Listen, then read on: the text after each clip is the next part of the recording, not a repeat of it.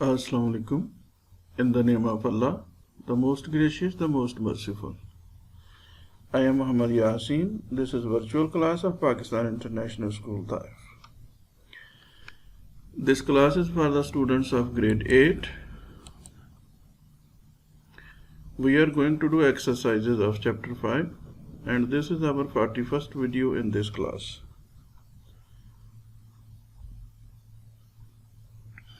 In our today's lesson, we shall do exercises of chapter 5 and we shall revise the tenses. We did it in last lesson. Just to revise them once again, I have put this slide in this lesson again.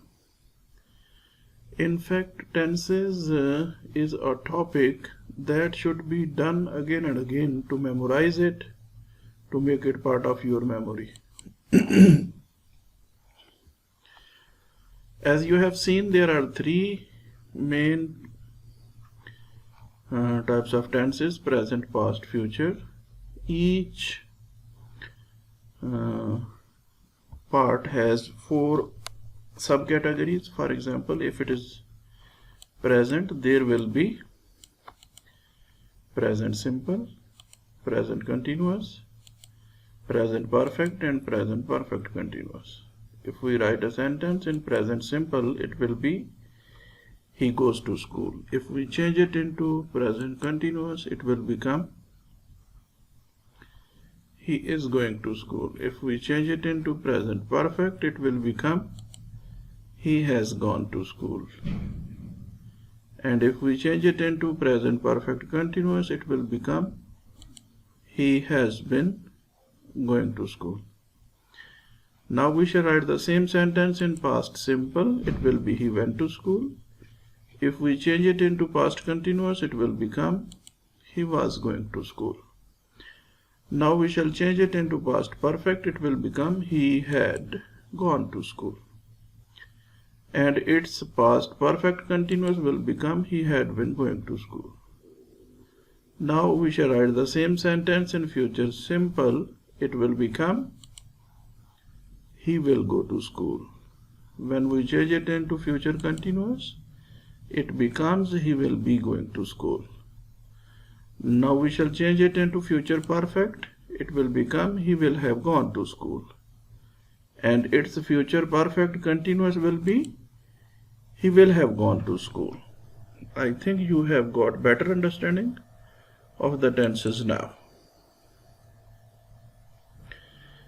These are the guidelines to prepare a presentation. Presentation is when you prepare something, come in front of the class and present it. It can be anything. For example, if you want to prepare a presentation about the poem Daffodils, you can do it. And what you have to do to prepare a presentation, you are guided here. For example, first of all, you will look at the content. In your content, you will provide adequate background of the topic. For example, if it is daffodils, you will say Daffodils is the poem written by William Wordsworth.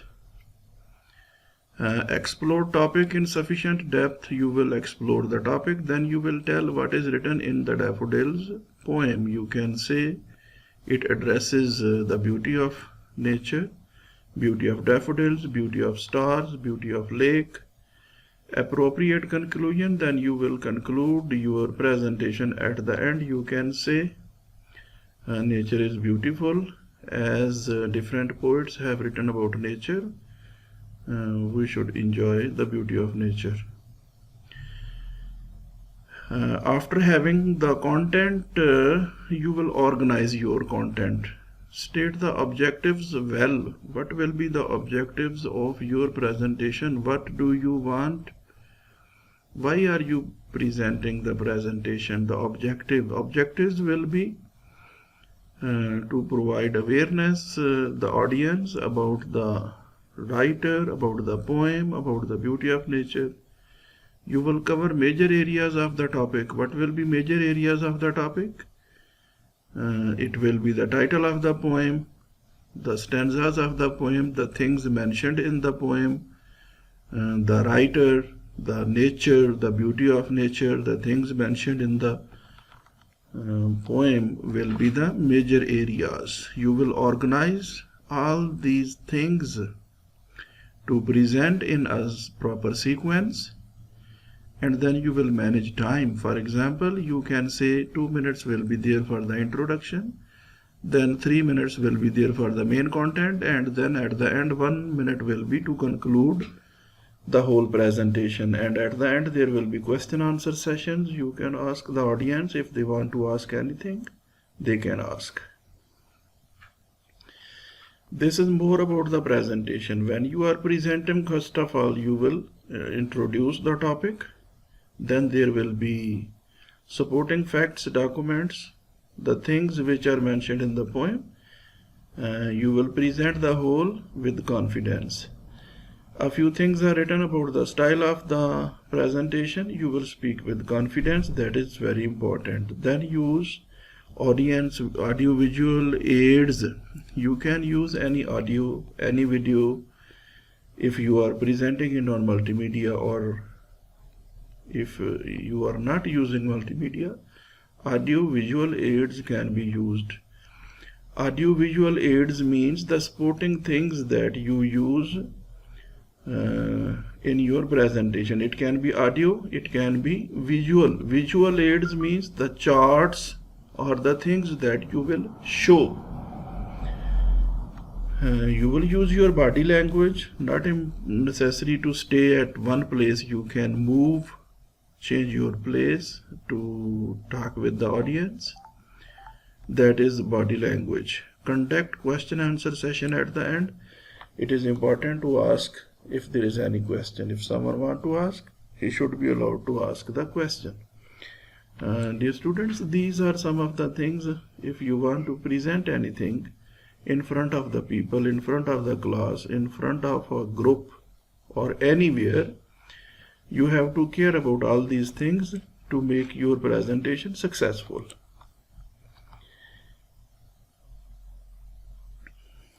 Dear students, this is the comprehension section. In this section, we shall answer the questions. Let us move to the question answer session. These are two questions which are given inside the poem.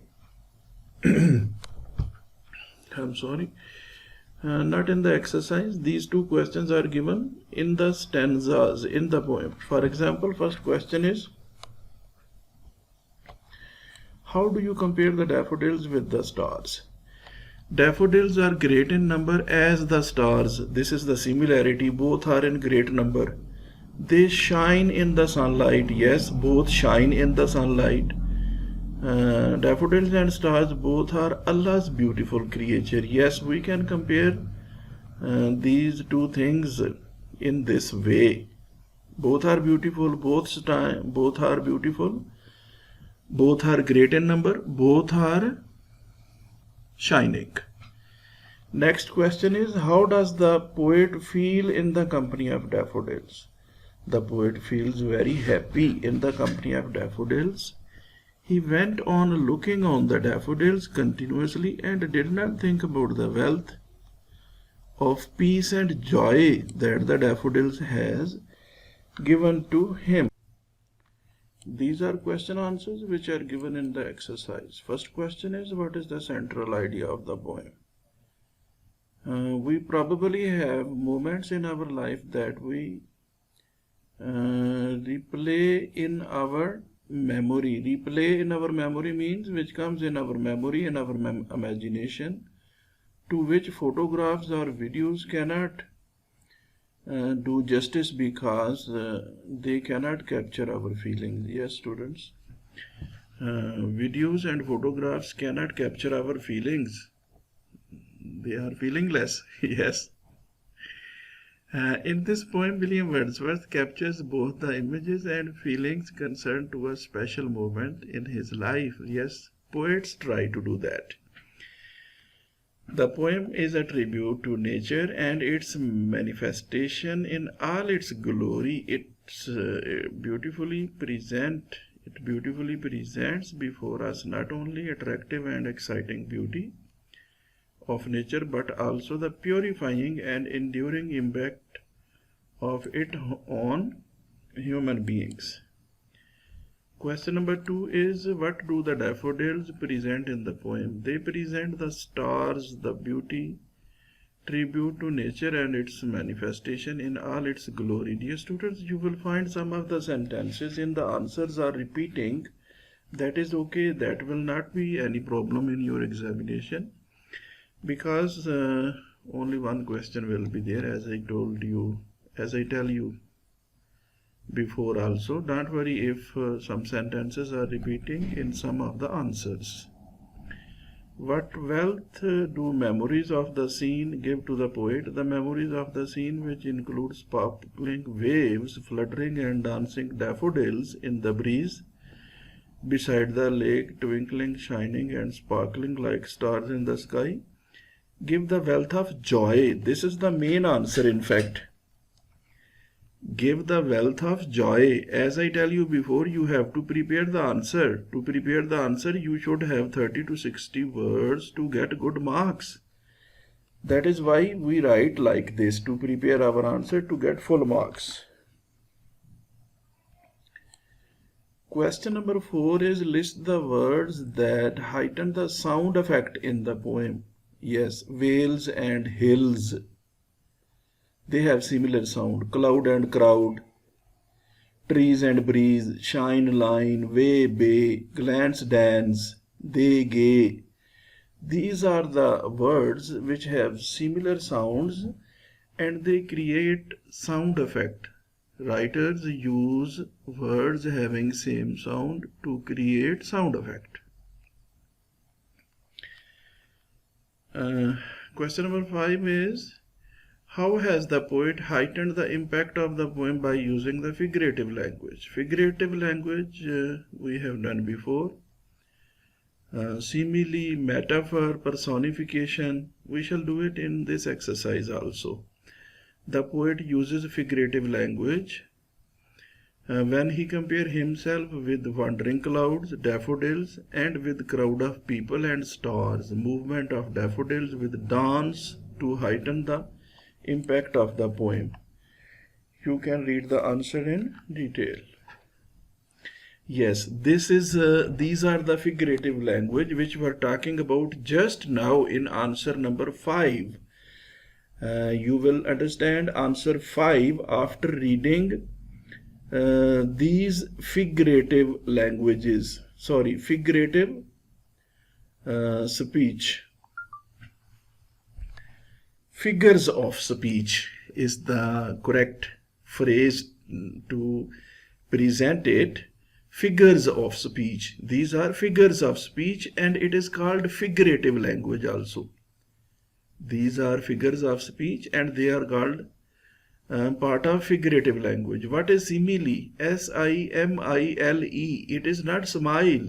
This is simile and this is a figure of speech. What is simile? Let us try to understand. A simile is a figure of speech in which like or as is used to make a comparison between two ideas that are basically dissimilar. For example, her eyes twinkled like stars. We have used here the word like, that is mentioned here.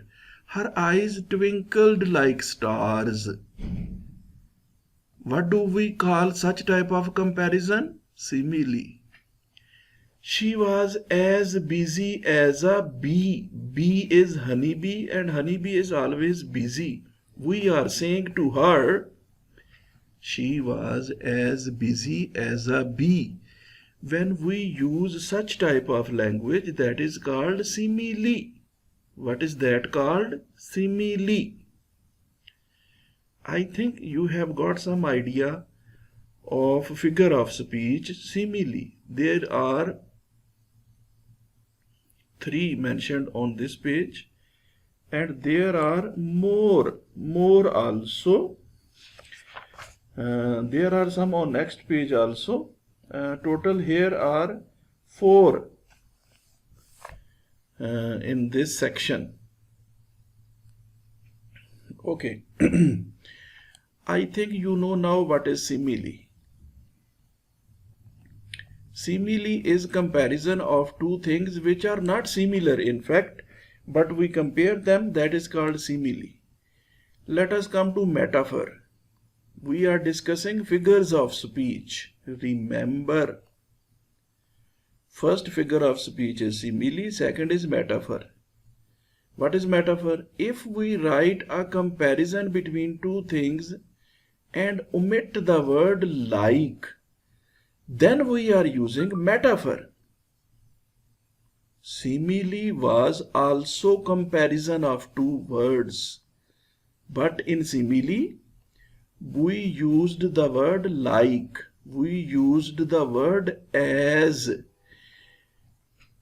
What is metaphor? Metaphor is comparison of two words without using like, without using as.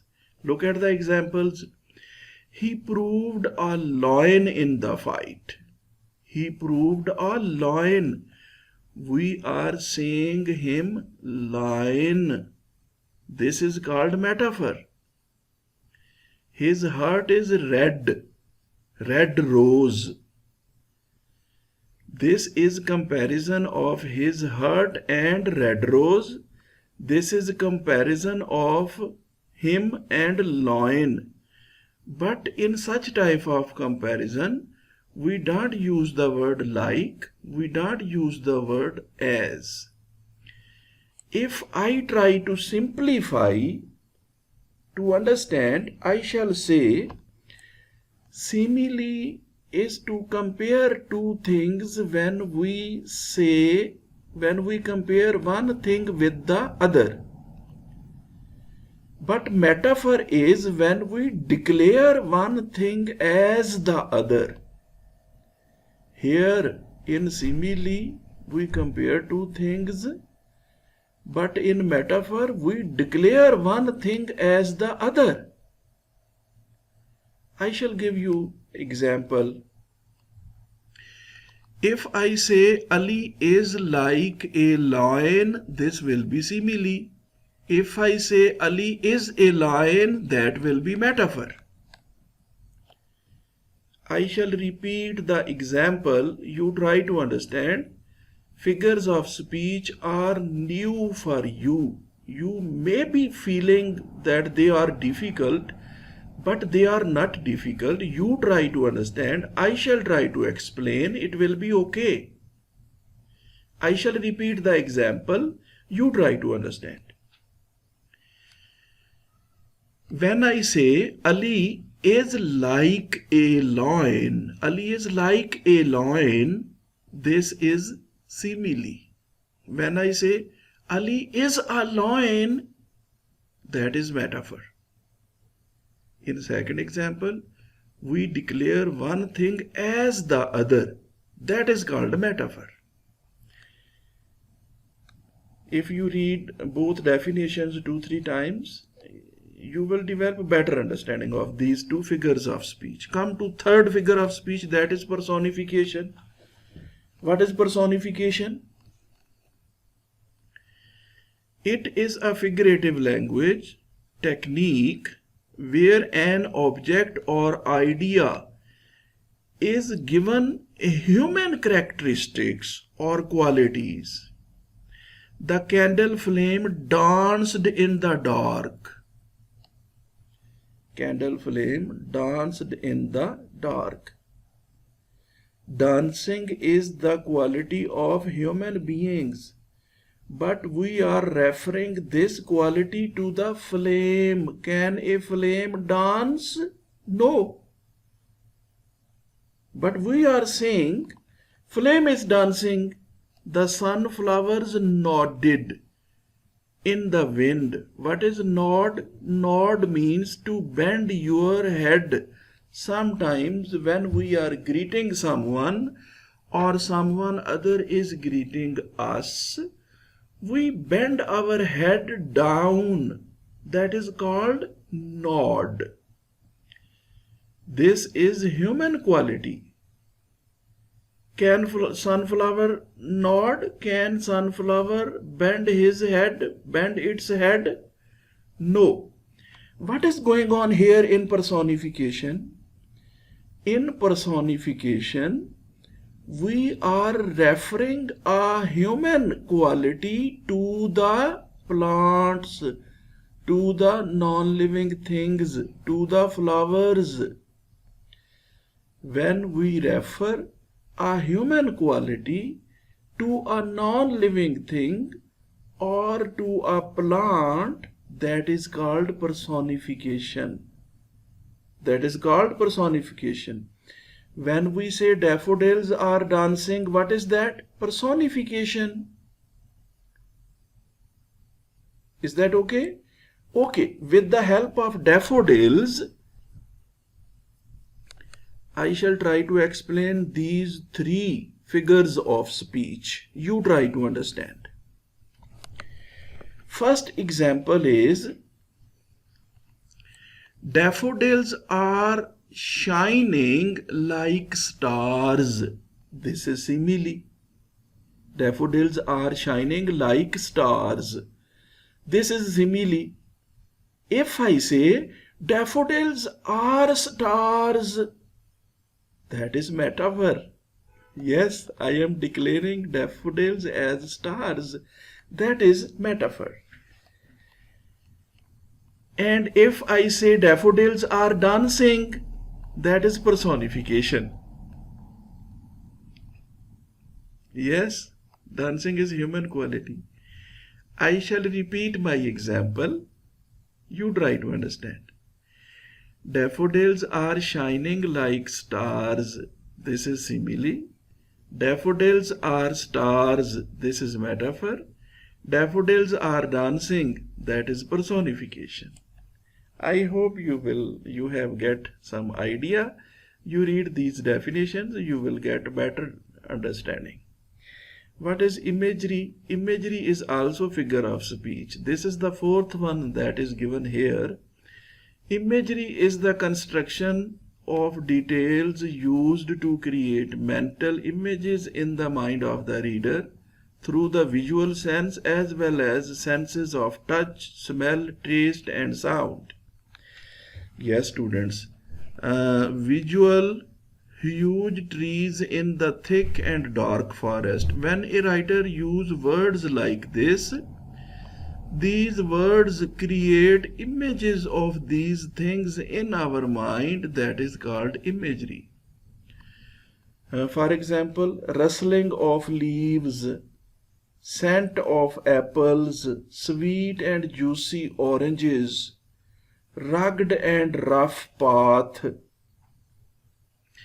When we read such type of words, the image of these things come in our mind. That is called imagery. That is called imagery. Imagery is the construction of details used to create mental images.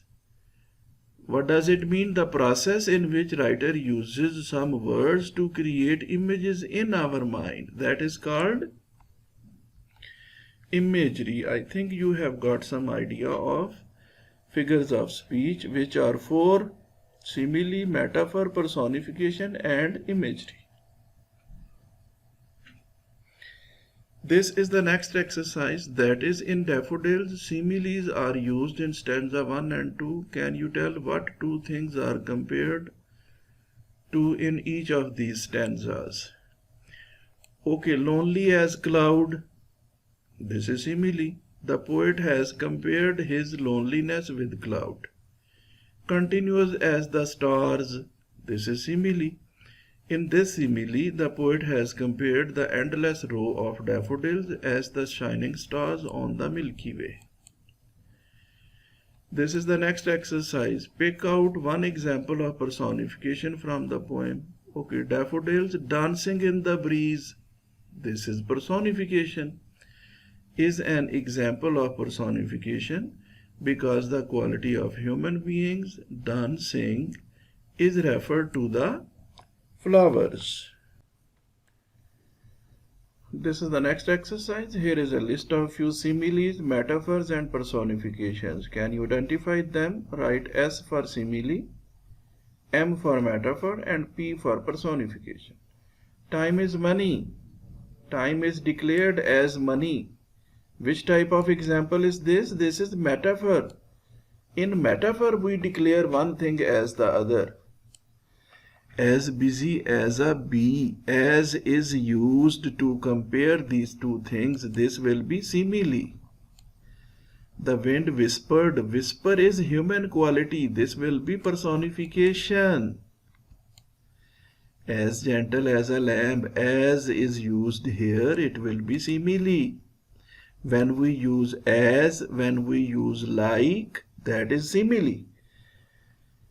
The sorry engine wheezes its death cough. Cough is human quality. It will be personification.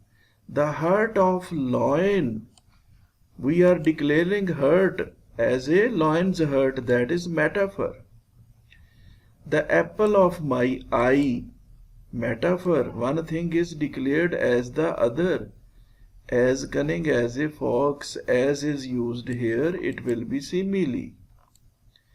Brown grass was begging. Begging means talking. This will be personification. Yes, human quality. For personification, we shall write P. S for simile, M for metaphor. As wise as an owl, as is used here. When we use as, when we use like, that is simile. Blanket of snow. Blanket, one thing is declared as the other. Metaphor. As black, as is used here, it will be simile. Yes, students, we have completed this exercise. In the next exercise, we are set to underline the words and phrases that depict clear imagery in the poem. Fluttering, yes, when we say fluttering, the waving flag comes in our mind. Dancing, Milky Way is the universe, sky, tossing their heads, sprightly dance. These are the words which create images in our mind. When we say dancing, image of someone's dance comes in our mind. This quality of the words is called imagery. Which imagery the poet refers to in the poem? The poet refers to the image of lakes, fields, trees and stars in an artistic manner. The poet compares the daffodils to the Milky Way.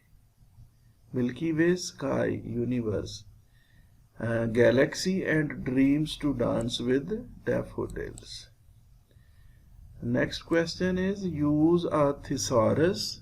Thesaurus is just like a dictionary which gives us words having similar meanings. To find three more synonyms, saw, glance, gaze, we shall write three more words. Shine, twinkle, sparkle. All these have same meaning. All these have same meaning. For example, saw, glance, gaze. We can write here watch, and then we shall write two more. Here they are written. You can see saw, glance, gaze, watch. We can write see. We can write look. All these words have same meaning. Shine, twinkle, sparkle were given. We have added here flash, spark, glow. All six words have similar meaning. They are taken from Thesaurus. Thesaurus is the book that gives us synonyms having same meaning. All these words written in one line are synonyms. This is connotation. What is connotation? Connotation means the attitude and feeling associated with the word as opposed to its literal meaning. For example, solitude and lonely. Both words have same meaning, but one is used as positive, one is used as negative. Both means alone, single. But solitude has positive connotation and lonely have negative connotation. Both have same meaning but connotation is different. Here we are set to specify positive and negative connotation of each. Gaze and stare both means see, to look at. But gaze is used to look positively, stare is used to look negatively.